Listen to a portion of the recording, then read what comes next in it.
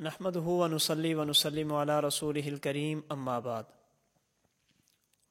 اہل ایمان کے لیے جناب رسول اللہ صلی اللہ علیہ وسلم کا وجود مسعود اللہ کی بہت بڑی نعمت ہے۔ حدیث مبارک میں جناب رسول اللہ صلی اللہ علیہ وسلم نے اپنے آپ کو امت کا والد قرار دیا۔ انما انا لکم بمنزلۃ الوالد اعلمکم او کما قال علیہ الصلاۃ والسلام۔ ایک والد کی یہ خواہش ہوتی ہے کہ اپنی اولاد کو وہ تمام چیزیں بتائے جو اس کے لیے مفید ہوں، اور اپنی اولاد کو ان چیزوں سے بھی آگاہ کرے جو ان کے لیے مضر اور نقصان دہ ہوں۔ رسول اکرم صلی اللہ علیہ وسلم نے اپنی امت پر شفقت فرماتے ہوئے وہ چیزیں بھی بیان فرمائی جو امت کے لیے مفید ہیں، جنت میں جانے کا ذریعہ ہیں، اور اپنی امت کو ان چیزوں سے بھی آگاہ فرمایا جو ان کے لیے مضر اور نقصان دہ ہیں اور انہیں جنت سے محروم کرنے والی ہیں۔ قرآن کریم اور احادیث مبارکہ کی روشنی میں جنت سے محروم کرنے والی بنیادی چیزیں دو ہیں۔ نمبر 1 اعتقادی گمراہی، اور نمبر 2 گناہ کبیرہ کا ارتکاب۔ اگر کوئی شخص ضروریات دین میں سے کسی ایک چیز کا بھی انکار کر دے، اللہ تعالیٰ کی ذات کا، اللہ تعالیٰ کی وحدانیت اور توحید کا، انبیاء کرام علیہم الصلاۃ والسلام کی نبوت کا، رحمت دو عالم صلی اللہ علیہ وسلم کی نبوت اور ختم نبوت کا، قیامت اور آخرت کا، ضروریات دین میں سے کسی ایک کا بھی انکار کر دے، قیامت کے دن یہ شخص ہمیشہ کے لیے جنت سے محروم ہو جائے گا۔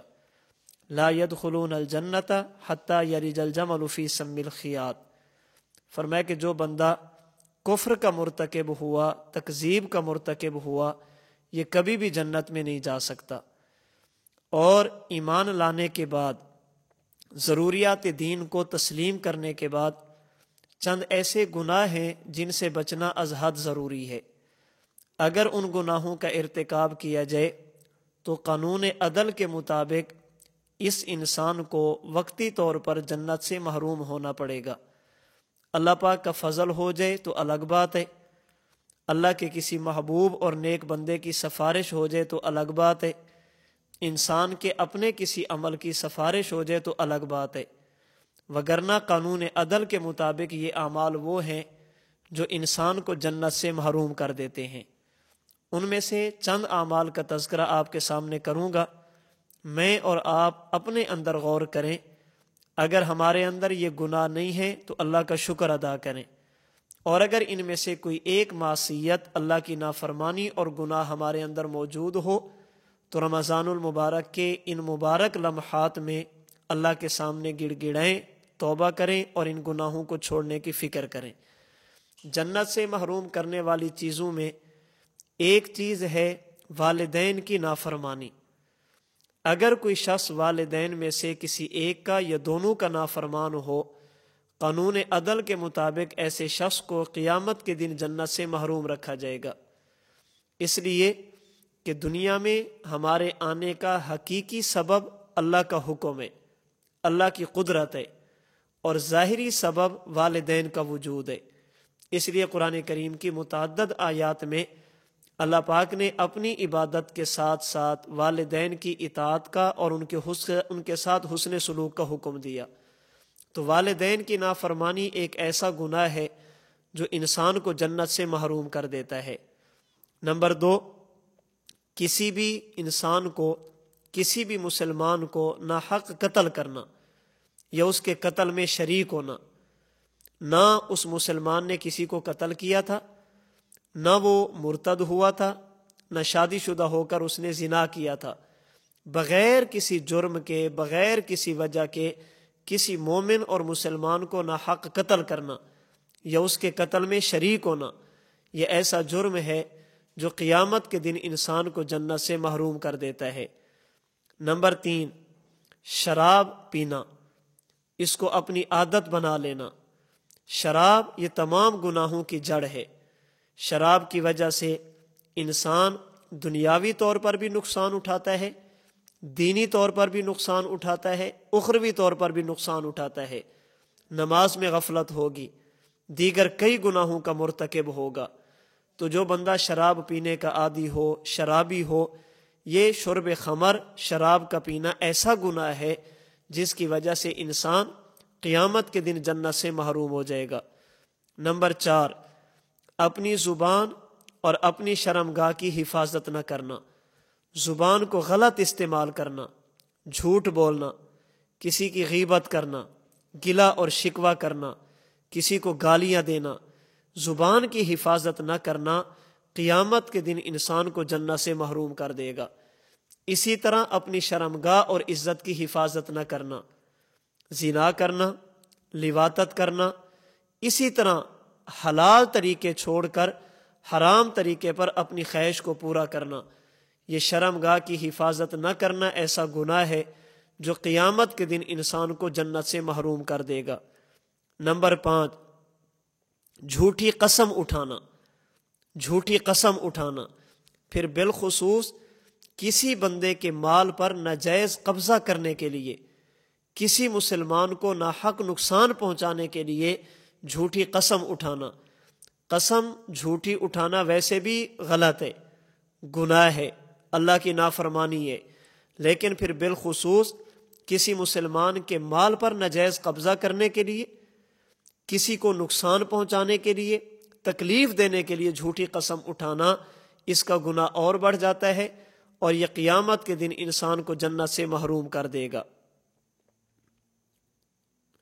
نمبر 6، رشتہ داریوں کو توڑنا، قطع رحمی کرنا۔ وہ رشتے جو والد صاحب کی طرف سے ہیں، چچا، پھوپھی، ان کی اولاد، اور وہ رشتے جو والدہ صاحبہ کی طرف سے ہیں، امی جان کی طرف سے ہیں، خالہ، ماموں اور ان کی اولادیں، ان رشتہ داریوں کے ساتھ اچھا سلوک نہ کرنا، رشتہ داریوں کو ختم کرنا، چھوٹی چھوٹی بات پر یہ کہنا کہ ہمارا جینا مرنا ختم، میری موت کے بعد تم نے میرا جنازہ بھی نہیں پڑھنا، میرا منہ بھی نہیں دیکھنا، میری خوشی میں شریک نہیں ہونا، قطع رحمی کرنا، یہ ایسا گناہ ہے جو قیامت کے دن انسان کو جنت سے محروم کر دے گا۔ نمبر 7، رسول اللہ صلی اللہ علیہ وسلم کی طرف جان بوجھ کر جھوٹی بات منسوب کرنا۔ ایک بات حضور کی نہیں ہے، اسے رسول اللہ صلی اللہ علیہ وسلم کی طرف منسوب کرنا، غلط بات کی نسبت اللہ کے نبی کی طرف کرنا، یہ انسان کو جنت سے محروم کر دیتی ہے۔ من کذب علی متعمدا فلیتبوأ مقعدہ من النار۔ بالخصوص رمضان المبارک کے مہینے میں ہمیں ایسی باتوں سے اجتناب کرنا چاہیے، غلط میسج آگے فارورڈ کرنا، غلط میسج آگے شیئر کرنا، لوگوں کے ساتھ ایسی باتیں شیئر کرنا جو خلاف حقیقت ہو، پھر ان کو نام دیا جائے اللہ کے نبی کی بات کا، حدیث مبارک کی بات کا۔ ہمارے ہاں المیہ یہ ہے، ہم نے جنت کو اتنا سستا بنا لیا کہ ہم کہتے ہیں میسج اتنے لوگوں کو بھیجو، اللہ پاک تمہیں جنت دیں گے۔ جنت کا فیصلہ عقائد اور اعمال پر ہوگا۔ ہاں اگر بات مستند ہو، بات ٹھیک ہو، بات تحقیقی ہو، اس بات کو آگے پھیلانا یہ صدقہ جاریہ ہے۔ بلغوا انی ولو آیا، خود حضور علیہ الصلوۃ والسلام نے ایسی باتوں کو آگے پھیلانے کا حکم دیا ہے، لیکن غلط باتوں کو جناب رسول اللہ صلی اللہ علیہ وسلم کی طرف منسوب کرنا، جھوٹی حدیثیں بیان کرنا، یہ انسان کو جنت سے محروم کر دیتا ہے۔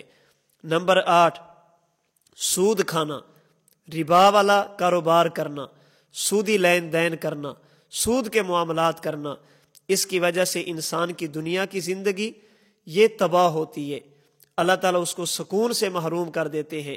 قلبی طور پر ایسا بندہ بالکل بے سکونی کی زندگی گزارتا ہے، بے چینی کی زندگی گزارتا ہے، اللہ کے ساتھ اعلان جنگ کرنے والی بات ہے۔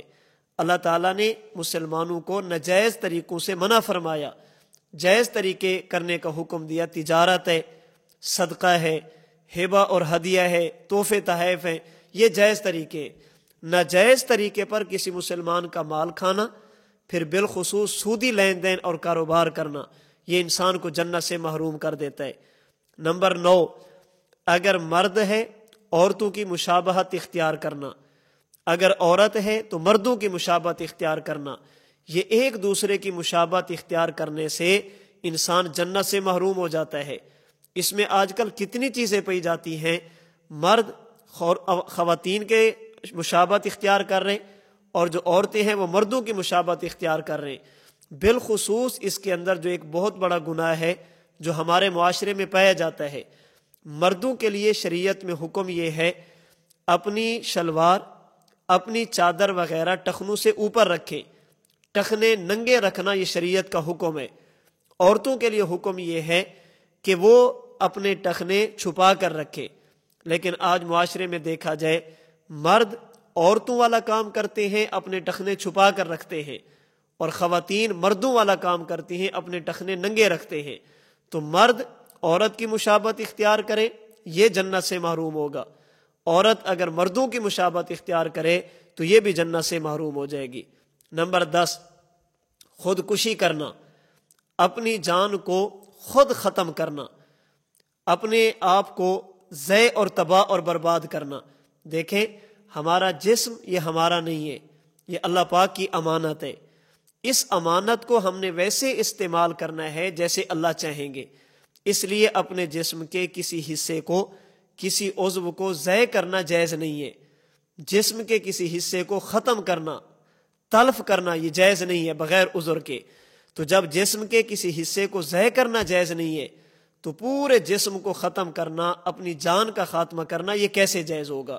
تو خودکشی کرنے والا یہ بھی قیامت کے دن جنت سے محروم ہوگا۔ تو یہ چند اعمال ہیں جو بڑے بڑے گناہ ہیں، انہیں گناہ کبیرہ کہا جاتا ہے۔ مجھے اور آپ کو چاہیے والدین کی نافرمانی سے بچیں۔ نمبر 2، اپنے ہاتھوں کو کسی مسلمان کے خون میں رنگین کرنے سے بچیں۔ نمبر 3، اپنے آپ کو شراب سے بچیں۔ نمبر 4، اپنی زبان، اپنی شرمگاہ اور عزت کی حفاظت کریں۔ نمبر 5، جھوٹی قسم کھانے سے اپنے آپ کو بچیں۔ نمبر 6، قطع رحمی سے اپنے آپ کو بچیں۔ نمبر 7، جھوٹی حدیثیں بیان نہ کریں۔ نمبر 8، سود کھانے سے اپنے آپ کو بچیں۔ نمبر 9، مرد عورتوں کی مشابہت، عورتیں مردوں کی مشابہت اختیار کرنے سے بچیں۔ اور نمبر 10، خودکشی سے اپنے آپ کو بچیں۔ یہ جسم اللہ کی امانت ہے، اس امانت کی حفاظت کرنی ہے۔ اس جسم پر اللہ کی مرضی چلتی ہے، اس جسم پر کسی بندے کی مرضی نہیں چلتی۔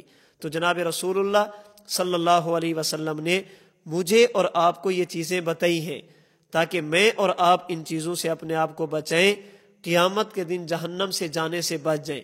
میری اور آپ کی ذمہ داری بنتی ہے پوری زندگی عموماً، رمضان المبارک میں خصوصاً وہ اعمال اختیار کریں جو جنت میں جانے کا ذریعہ بنتے ہیں، اپنے آپ کو ان اعمال سے بچیں جو جہنم میں جانے کا ذریعہ بنتے ہیں۔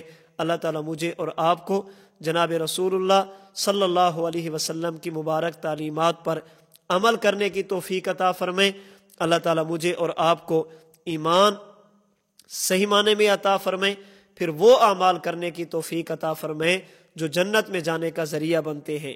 اللہ تعالیٰ کفر سے، شرک سے، اعتقادی گمراہی سے میری اور آپ کی حفاظت فرمائے، اور ان اعمال سے بھی میری اور آپ کی حفاظت فرمائے جو جنت سے محرومی کا ذریعہ بنتے ہیں۔